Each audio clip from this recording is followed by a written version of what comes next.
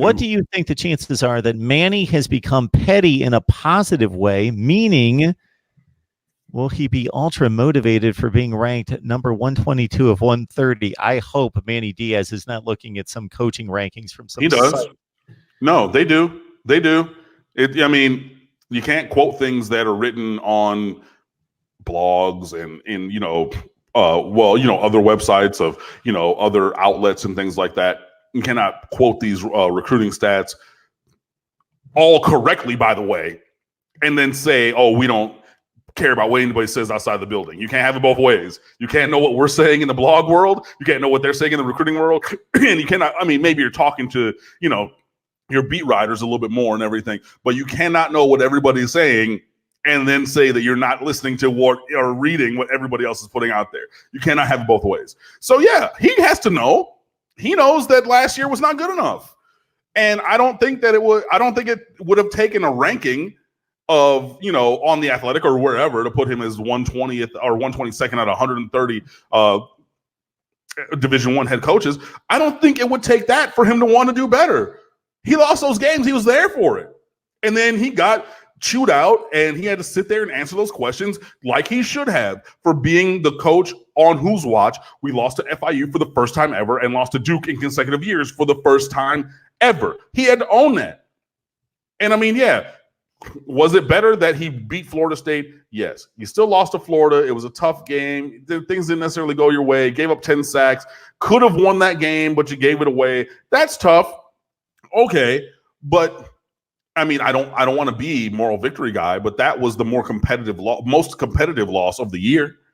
You know what I mean? North Carolina, you gave that up easy.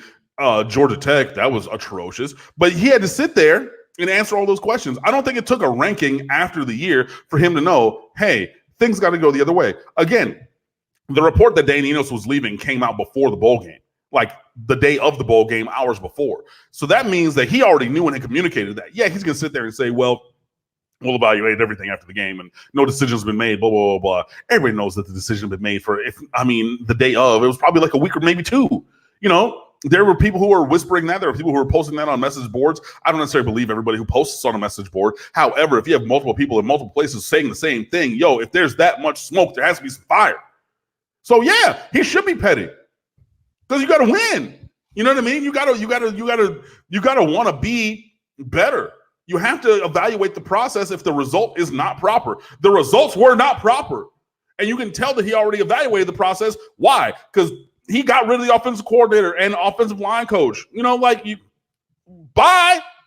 to do different. You got to be different to get different. You have to look at something and then say, you got to play the way that he talked early in the year in the locker room.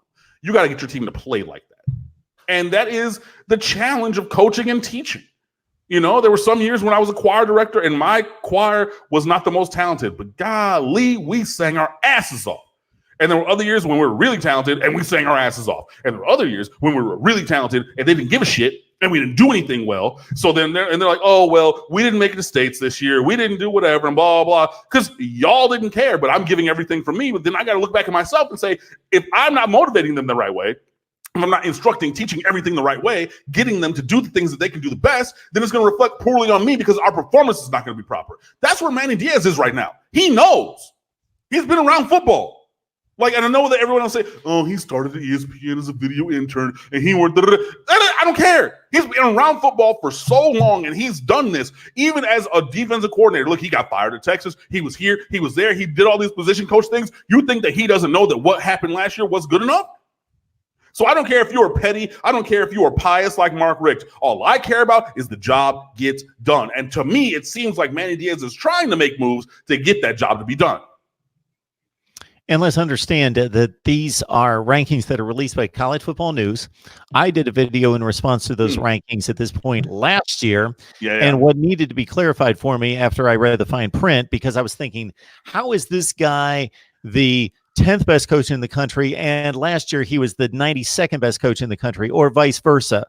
Well, the distinction made, and I think it's a fair ranking, is that they are ranking, not saying Dino Babers, for example, they rated him extremely high after that 10-3 season. Then he took a tumble after 5-7 and all those horrible losses because it's based on just the job performance for that particular season. So they're not saying this guy suddenly got dumb. They're basically just saying, based on the evaluation of the talent, how difficult the schedule was, if there were any other factors involved, such as egregious injuries or anything else, that we're evaluating the performance of that coach. And if you look at Miami's talent, the schedule, and a 6-7 finish, 122 is pretty fair. Absolutely. And again, you had multiple statistics on the offensive side of the ball that were ranked 120th, 122nd, or dead last in the country, which is 130 out of 130. Yeah, for the job that was done in 2019, it is entirely fair that Manny Diaz was ranked as 122nd out of 130 head coaches at the FBS level. And it needs to get better, or we're going to have another new coach. Lamar Stevens, we thank you so much for another contribution to the Super Chat. Lamar, thank you so much for that. Thanks, Lamar. I appreciate you.